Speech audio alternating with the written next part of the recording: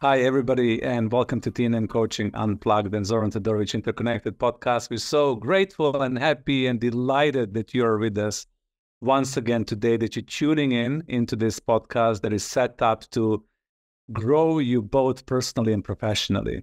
And today we're going to be focusing on that, exactly, growing you personally and growing you professionally. I'm your host, Zoran Todorovic. I'm once again grateful to have you with us today. And our topic, which is a very interesting one, especially for professional coaches, for HR executives, for learning and development managers, for people managers, for anybody who is within this growing people, developing people business, and anybody who really wants to create impactful learning programs, somebody who really values the importance of instructional designs, somebody who really thinks about principles and practices of effective delivery, and people who are also passionate about coaching and understanding how coaching links into that story, how coaching can support all the learners to dive deeper into these transformational experiences, and then eventually for learning to be able to integrate, to be able to really embody with the participants. So if you're curious about that powerful learning process, today we're going to discuss parallels and principles for effective instructional design, delivery, and coaching. And we believe, together, Christopher and I, that this is critical for creating transformational learning experiences. And this is critical for asking good quality questions to create this meaningful transformational learning for the participants. So Chris Haynes, it's a seasoned professional with extensive experience in instructional design and coaching. His expertise lies in developing effective interactive learning solutions, learning strategies that are fostering transformational growth for the employees. He's also coach, trainer, facilitator, and you can read a lot about his background on his LinkedIn profile that I'm going to be referencing in the description of this podcast. And then without further ado, let's dive into this conversation. Chris, welcome. How are you feeling today? Yes, thank you. It's a pleasure to be here. I'm feeling great. And how are you today? I am really, really feeling good. This is one of the last podcasts I'm recording before my summer vacation. So, this week you and I piloted LinkedIn, live, and now we're creating a wonderful podcast for the end of my season, so to say. So I'm really feeling blessed and grateful, really energized to be with you today. Yes, me as well. Thank you. So this is an interesting, topic. When I was thinking about it, I really love, creating transformational learning experiences, when learning is really there. So I would love to start by asking you a few questions about your background and about your journey into instructional design and coaching. How did you get into that, and what really got you to become passionate about it? Yeah, it's been probably about 25 years, since I got that bug, that itch, if you will. Over that time, I've worn all the hats in terms of designing instruction, delivering instruction, and coaching. And, it really all started back in my undergraduate college years, where I had the honor and privilege to be elected and serve as a leader and president of several different student organizations, and including the president of the Student Government Association of my college. And with that, I had the opportunity to attend many different workshops and programs and conferences. And, I had some successes and I had some failures, and I was really inspired to hey, how can I get better? Why am I not doing well? Why are people, listening? I think this makes sense, this vision, these goals, people aren't following through, or I'm failing in some way. And so as I was inspired, I've always had this kind of calling, if you will to kind of serve others and lead others in some way. And it took me a while to figure, okay, well, what career is that? And I went in a few different directions, and now I'm very happy to be really laser focused on that. But over that time, I saw opportunities to educate myself and get more experience in designing and delivering and coaching. I went on to get some formal education, a master's of education, to really study intensely the learning science, the research about that. And really all of that, to kind of summarize that, is what I'm talking about today is kind of just simplifying all my education, all my experiences, all the success, failures, whatever, distilling it down into, if I had to kind of in an hour or less, impart that to others to hopefully help others get further faster than I was able to do, again, it's 25 years. What would that look like? And so I'm really looking forward to talk through that today with you. Yeah, exactly. So let's dive into that. Let's start with that, this parallels between instructional design, delivery, and coaching, because I love that you're bringing that bridge, between instructional design, how do we create meaningful learning experiences? How do we deliver them? And then how do we link coaching? So a lot of the people are familiar with the concept of instructional design, but I just would love to do this just for the sake of the learning for the younger audience, or people who I know are following our podcast because they want to learn from the experts and masters. So how would you define instructional design, and what are the key elements of that, and why is it so important nowadays? Yeah, I think a common terminology is instructional systems design. A common acronym that a lot of learning professionals, instructional designers use is ADDIE, ADDIE. And you'll see how this kind of equates to a systematic approach to coaching as well later. But the A is analyze, the first D is to design, the second D is to develop, the I is to implement, and the E is to evaluate. So it's really, again, about an intentional, systematic approach to designing an instruction. And it sounds complicated. It doesn't have to be. I think a lot of people feel that maybe, if I go through that intentional, systematic approach, it'll take too much time. It'll take too much money to deliver that. Why can't I just kind of throw some content together and publish it in some format? And yeah, you could do that, but will you be as effective? Will you be successful or more likely to achieve success in that facilitating transformational learning? So I think really what I want to focus on today and what I've learned is that you can be intentional, and it doesn't have to mean you spend a whole lot of extra time and money with that. Honestly, if you do it right the first time, it's better than not. Sometimes it takes more time and money to go back and fix something if you don't do it right the first time. Yeah.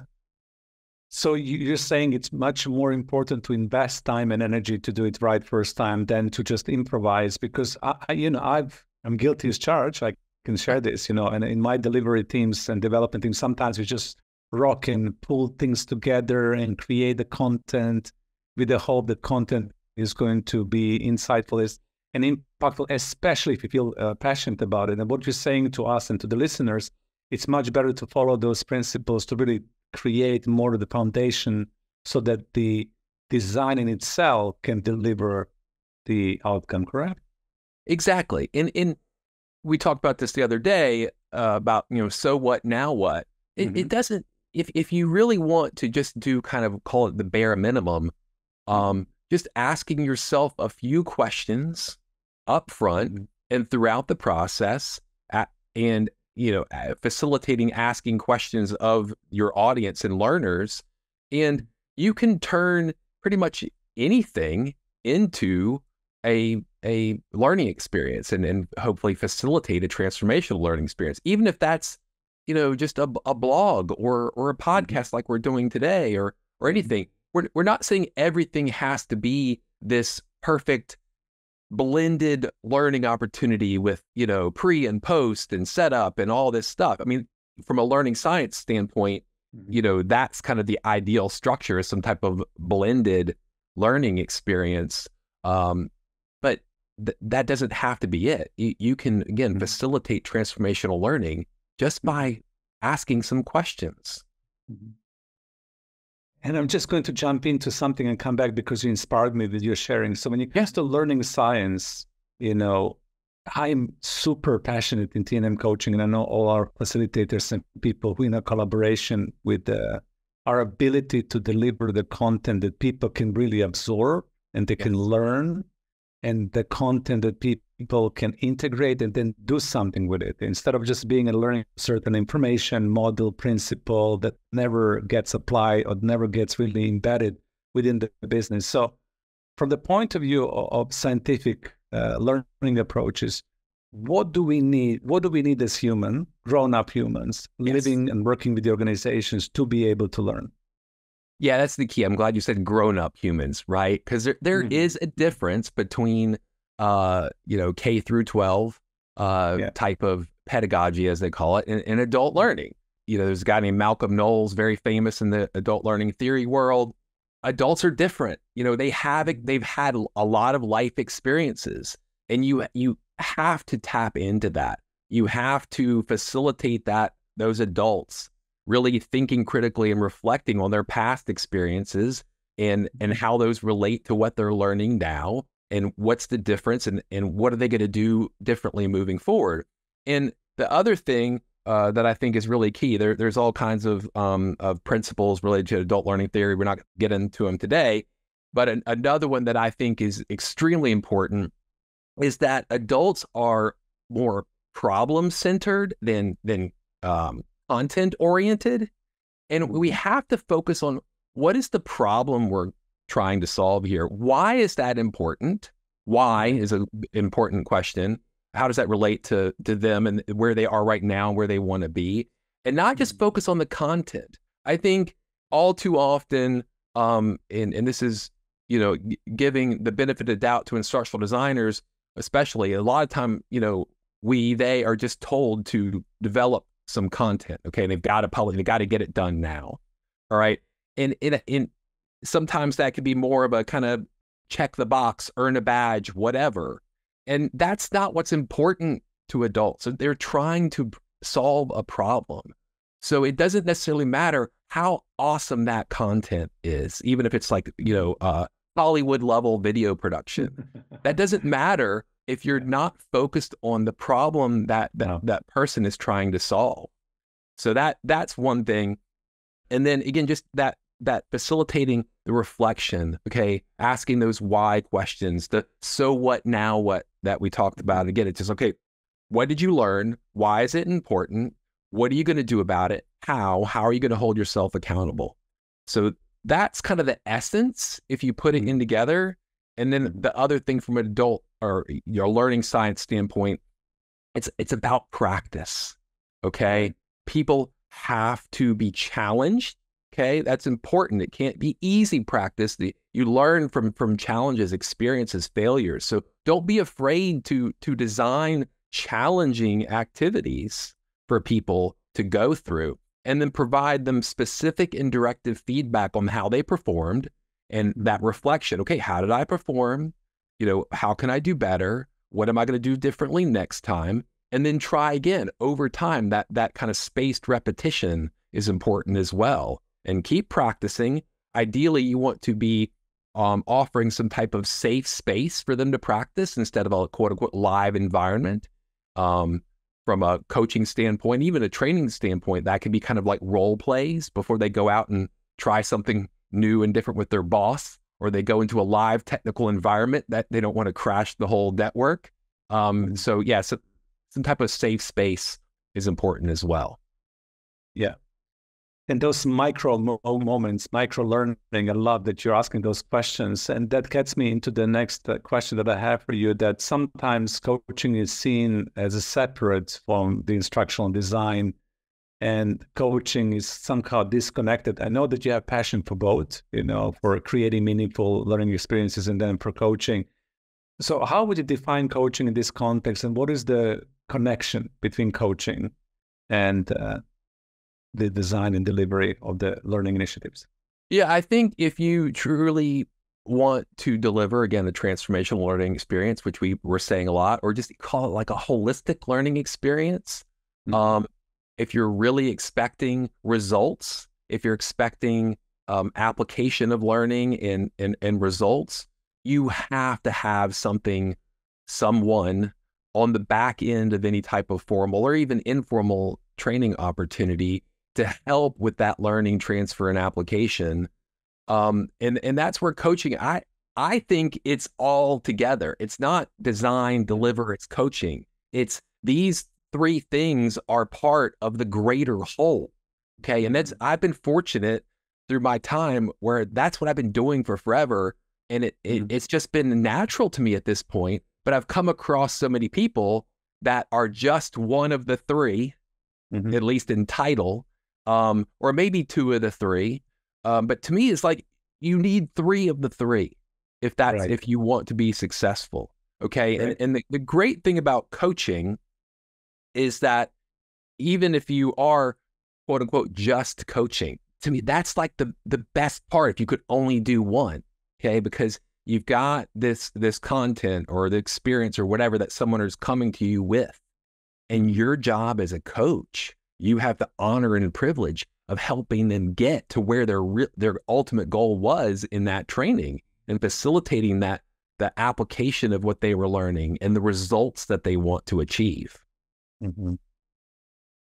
Brilliant. And that sustainability of learning is super important, because in my experience, some of our clients that I've been working in the past with, they go into the design, they go into the delivery, and as you said, the drop coachings. So the integration, the application gets not that strong, or they just offer coaching and they don't consider the whole learning journey from the beginning, middle, and end. So you're saying to the listeners, especially for the people who are passionate about learning and development, that we need to have all three together: design, delivery, coaching, right? Absolutely. Absolutely. If your goal, as learning professionals, every learning professional I've ever interacted with, that's what they want and that's what they care about. They're not always given the time, the resources to deliver that. But again, I'm saying that you can still achieve that on some level if you go through this process and really push hard, I think, for that back end, because it's not enough just to complete some type of training or earn a badge or whatever. In the end, there's research out there, the Association for Talent Development or talentdevelopment.org. They have all kinds of surveys of CEOs and people who are, paying for training, like, oh, hey, we want results. We want people to apply. We want results. We want the top end. If you're evaluating learning, the level 3 and 4 Kirkpatrick, we want that. We want to see application and results. And it's okay, then, all right, we need to actually design, deliver, implement what it takes. And that's where it's ongoing support and coaching and the opportunities to support people. And so I think that's important to, when you're making the case for investing in training and learning, that's part of it, is that if you really want the application and results, if you want that return on investment, this is what it's going to take. So I always ask one challenging question from my life to each and every guest who comes on this podcast, and as you were saying this, I could hear some of the conversation I had actually this week with one of the organization, and they will come and say, we love what you're saying. We are 100% with you, and we don't have budget. So the money becomes an issue. So if you are, for example, faced with that, or let's say that somebody from our listeners believes or feels this is exactly how they need to go along, but then they face these budgetary restrictions, limitations, so the full-blown learning solution, so to say, cannot be offered, like we need to compromise. What would you say to that? Yeah, yes, that's a challenging question, right? And, what would I say if directly to a client versus what do I say to myself, right? I'm like, let's hear both, Chris. Like, let's say what we just say to clients, because the clients are listening. Yes, exactly.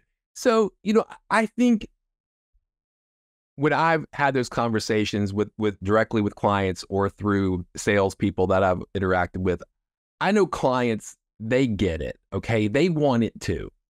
And I know it's frustrating for them sometimes as it is for us. It's like, I want this. I understand you're making perfect sense, but we just don't have the budget. Okay. And I said, okay, well then what are some other ways maybe that we can work together in the future, or you can implement some of these things on your own? Okay. Because I think it can't just be like, okay, fine, we'll just deliver the training and, done, check mark. Like people who are passionate, who really care, again, about the application and results, there can be a way to help facilitate that. So if they're not willing or able to invest in ongoing support from an external source or coaching. There's mechanisms that can be in place where just put it on those managers, okay? And put it on the learners. You can set up, again, there's questions. You can have a development plan, and it doesn't have to be a lot of extra work for that person's manager or the manager, whoever, the HR L&D person. We're not saying, okay, you're going to be spending hours per week per individual instead of having a coach do it. No, again, there's questions, and just help make sure those questions are being asked and answered by the right people, and you can get there. Okay. Now, that being said, obviously, the best case is to having some more formal structure going on and having ongoing coaching.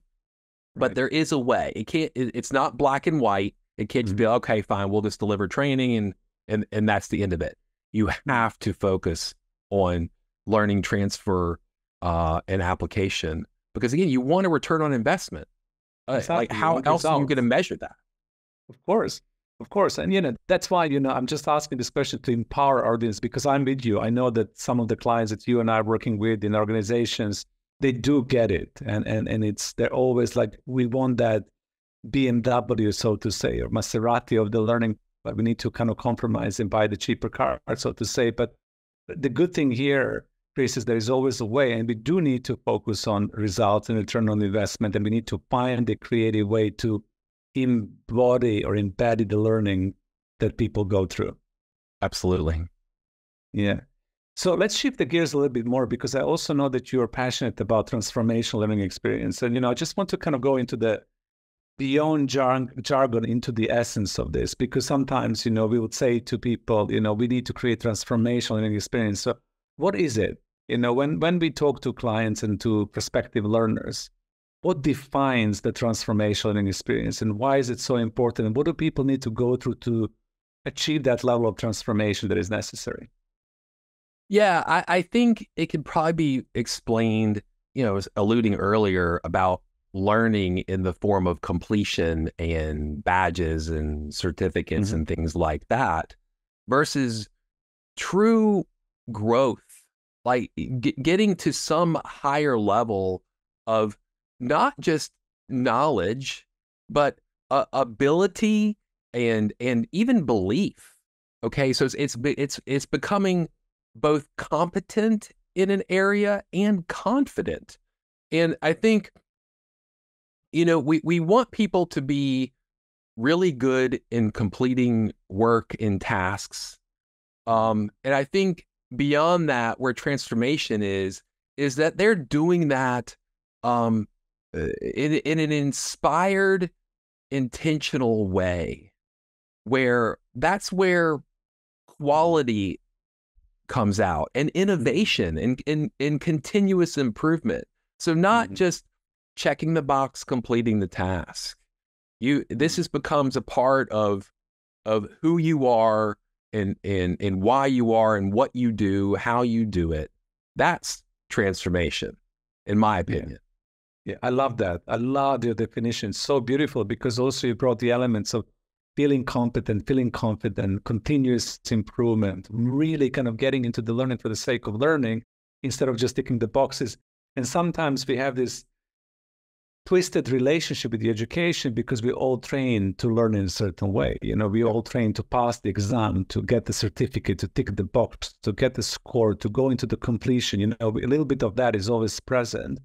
When what you're saying, the true transformational experience, it's a growth, it's evolution, that you really feel that you achieved a different state or stage in your competence and your confidence around your current knowledge, right? Yes. And I think I'm not trying to say that everything we all design and deliver has to be transformational.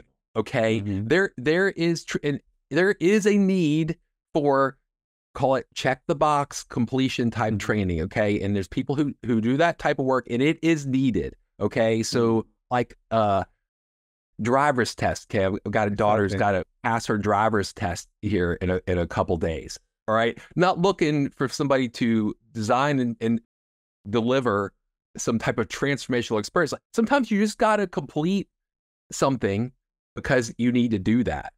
And that is important and needed in this world as well. But I think that's part of the question we need to ask.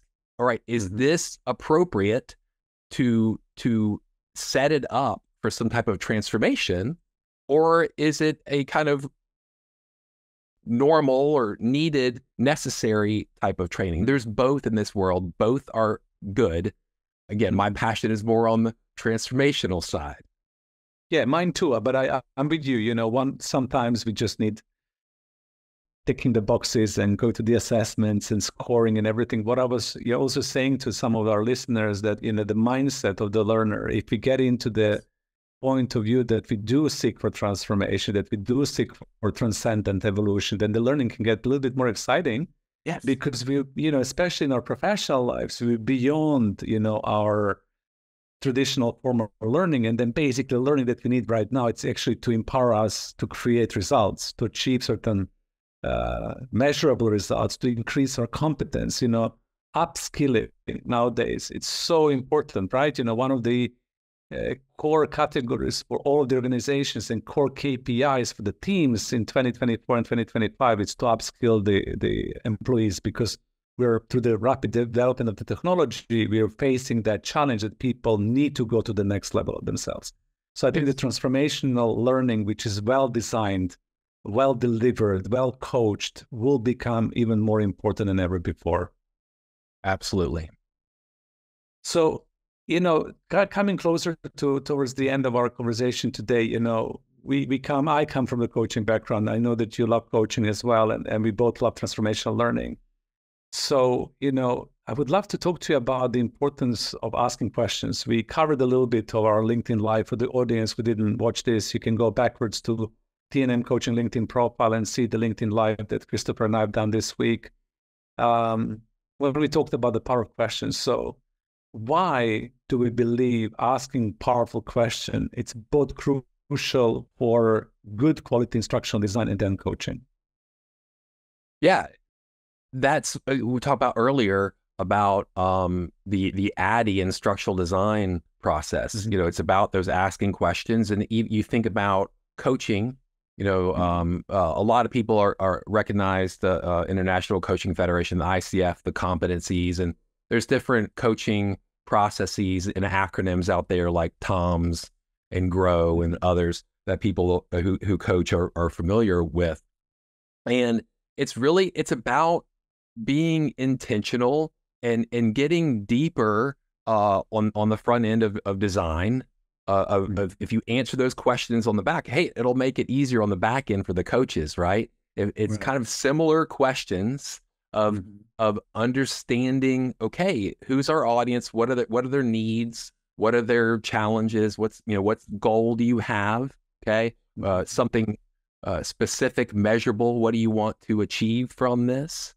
How can we, what are our options? What can we go through to actually make that happen?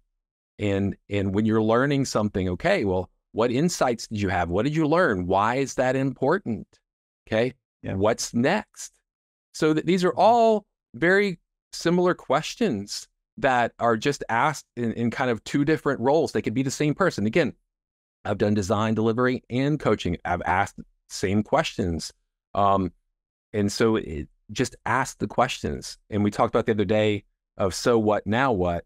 And I can talk about further that if you'd like, but I want to kind of toss it back to you and see, you know, within that, there's so many questions. Are there any that, you know, you think are more important to really focus on in terms of design, delivery, and coaching?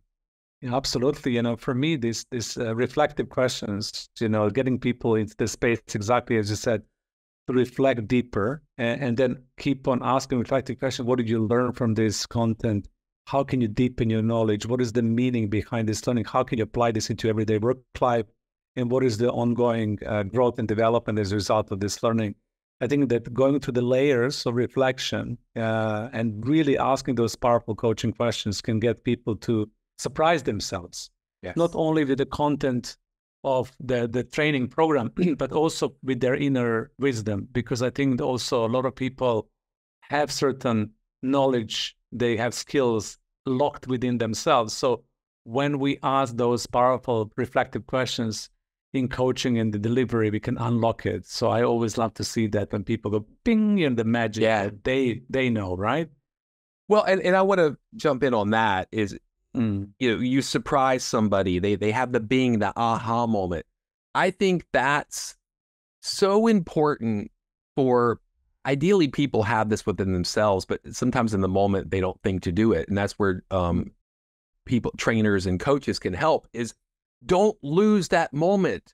Don't let that moment in that person slip away where they think back like, oh, I had this great inspiration. I had this great thought. Again, so what, now what? That's what we said, okay? In the end, you had this feeling and it was awesome. You had this thought and it was brilliant. But honestly, no offense, but I'm kind of blunt and direct. Like, in the end, honestly, so what, now what, if you didn't actually do something with that? Okay, so in that moment, I think people who are kind of committed to lifelong learning need to train themselves to capture that. Maybe you have on your phone, right? Just write, okay, so what, now what? Okay, why was that important? Why was that so inspirational? What about it? Okay, and then, all right, what am I going to do differently moving forward as a result of that? And how am I going to hold myself accountable? Or maybe you have this moment and you don't have it all figured out in that moment. You're just inspired.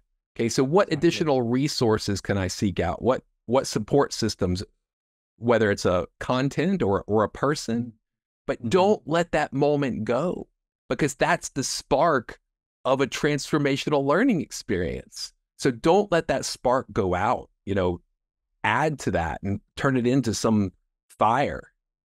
I love that. Don't let that spark go away. Turn it into fire. That's a good one to bookmark, everybody. When you're listening to this, just going to rewind and listen to again. That was a very beautiful pearl of wisdom. So as we're coming close to the end, I have the last two questions for you. One is, being who you are and sitting where you are, how do you see the future of learning? What is your take on digitalization of everything, or, the AI coming in stronger and stronger within this field? What is something that you're anticipating or seeing and perceiving? Yeah, that's a great one. And I think we have opportunities as people who are truly passionate about learning and coaching. I think over time, just content has become a commodity. Okay, there's so much content out there and all the different, media type formats, right? And I think with AI, especially, because that's even more of a commodity. And then coaching there's a danger of it potentially becoming a commodity if AI is just, asking questions. Okay, AI can ask questions, but it can't go deeper into, I don't think, facilitating transformation and connecting with people as humans and asking powerful questions, at the appropriate time.